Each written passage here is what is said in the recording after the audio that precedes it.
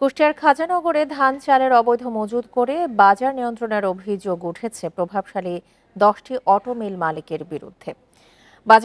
বাজারে চালের দাম তারাই নির্ধারণ করে বলে অভিযোগ খুচরা ব্যবসায়ীদের।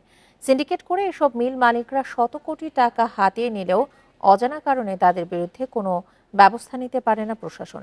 তবে অভিযুক্তদের দাবি, মানের কারণে তাদের চালের দাম বেশি। দেশের অন্যতম বড় চালের মোকাম কুষ্টিয়ার খাজানগরে আছে 54টি অটো চাল কল। এর একটি গোল্ডেন রাইস মিল। ধানের দাম বাড়ার অজুহাতে চালের দাম কেজিতে 6 থেকে 8 টাকা বাড়ায় প্রতিষ্ঠানটি। একইভাবে সুবর্ণা অ্যাগ্রো ফুডের 3টি প্রতিষ্ঠানের বিরুদ্ধে বেশি দামে চাল বিক্রির অভিযোগ রয়েছে। তাদের দাবি, মানের কারণে তাদের চালের দাম বেশি। যে আপনার কোয়ালিটি একটা ডিফারেন্স আছে। এই কোয়ালিটির কারণে যেটা আপনি পরিশ্রম করছেন, আপনার সফলতা, আপনার চাল মানুষ খাইয়ে শান্তি পাচ্ছে। খাজানগরে অন্য মিলে একই জাতের চাল কেজিতে 8 থেকে 10 টাকা কমে বিক্রি হলেও ব্র্যান্ডের অজুহাতে গোল্ডেন, রশিদ, জাহানারা, জাফর ও দেশ অ্যাগ্রো সহ 10 মালিকের 18টি প্রতিষ্ঠান প্রভাব বিস্তার করে আসছে চালের বাজারে। তারা দেখা যায় হাজার হাজার মন ধান কিনে স্টক করে রেখে দিয়েছে। ওরা একবার সিজনের শুরু থেকে শেষ পর্যন্ত হলো ওরা মিনিকেট চাউলটা দিতে পারে, তখন ওদের একটা মার্কেট থেকে যায়। ধানের বাজার বাড়লেই কিন্তু এক শ্রেণীর মিল মালিকের সুবিধা নেই। আপনার পরিসংখ্যান আসবেন, কুষ্টিয়াতে প্রায় 70টা অটোমেটিক মিল আছে, তার ভিতরে সর্বোচ্চ 10টা মিল মালিক তারা এই ধানের বাজার তারা বৃদ্ধি করছে। প্রতি বছর কুষ্টিয়া অঞ্চলে বেশিরভাগ ধান চাল মজুত করে হাতে গোনা কয়েকটি প্রতিষ্ঠান। পরে নানা অজুহাতে সিন্ডিকেটের মাধ্যমে বাজার নিয়ন্ত্রণের চেষ্টা করে তারা। চালের সরকার নির্ধারিত দাম না থাকায় এদের বিরুদ্ধে ব্যবস্থা নিতে পারে না খাদ্য বিভাগ।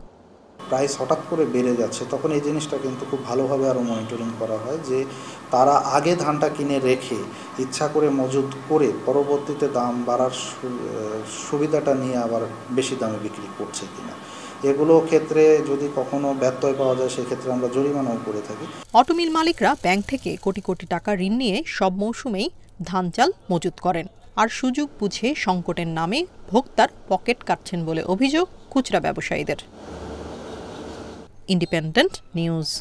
এ নিয়ে আরো জানাতে কুষ্টিয়া থেকে যোগ দিচ্ছেন আমাদের সহকর্মী মিলনুল্লাহ। মিলন, অবৈধভাবে ধান চাল মজুত করে দাম বৃদ্ধির পেছনে যারা জড়িত তাদের বিরুদ্ধে প্রশাসন কেন ব্যবস্থা নিচ্ছে না? প্রশাসনের বাধা কোথায় রয়েছে? হ্যাঁ, আসলে আমি একটি তথ্য দিয়ে শুরু করি। সেটি হলো যে আজকে সকালে আমি কুষ্টিয়ার পৌর বাজার, যেটি সেখানে যে খুচরা বাজার, সেখানে চালের দাম জানতে চেয়েছিলাম। তারা আমাকে যেটি জানিয়েছিল যে গোল্ডেন রাইস মিলের যে অটো যে মিনিকেট চাল, সরু চাল নামে পরিচিত, সেটি কিন্তু আজকে এখন পর্যন্ত বিক্রি হচ্ছে 75-76 টাকা কেজি বিভিন্ন দোকান ভেদে।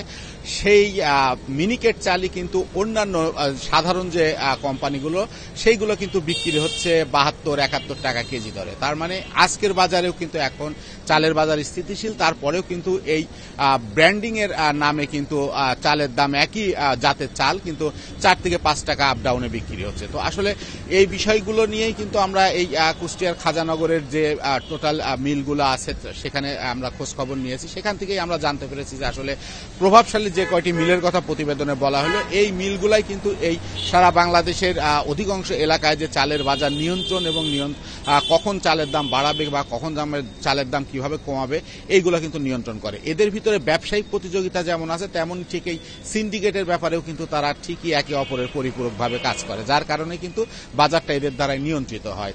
আর আপনি যেটি বললেন যে আসলে প্রশাসন এদের বিরুদ্ধে ব্যবস্থা নেয় না কেন, আসলে আমরা দেখেছি যে বিভিন্ন সময় প্রশাসন এদের বিরুদ্ধে ব্যবস্থা নেয়, কিন্তু অজানা কারণে সেই ব্যবস্থাগুলো আসলে খাতা কলমেই থেকে যায় এবং অনেক সময় আমরা দেখেছি যে মজুদের প্রমাণ পায়, দামের হেরফেরের প্রমাণ পায়, তারপরেও তাদের বিরুদ্ধে যে ব্যবস্থা নেওয়া হয় সেটা খুবই অজানা কারণে সেটি খাতা কলমেই রয়ে যায়। সেই অজানা কারণগুলোকে খুঁজে বের করা গেছে?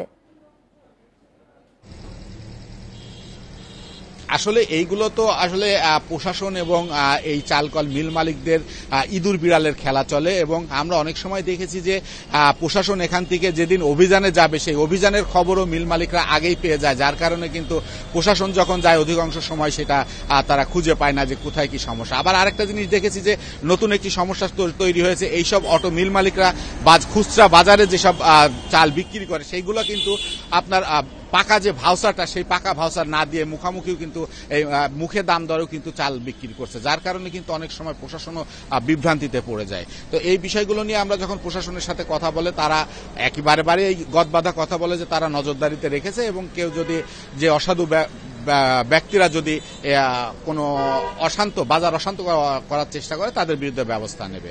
কুষ্টিয়া থেকে চালের বাজার নিয়ে এই ছিল আমার কাছে সর্বশেষ সংবাদ। কুষ্টিয়া থেকে জানাচ্ছিলেন আমাদের সহকর্মী মিলন উল্লাহ।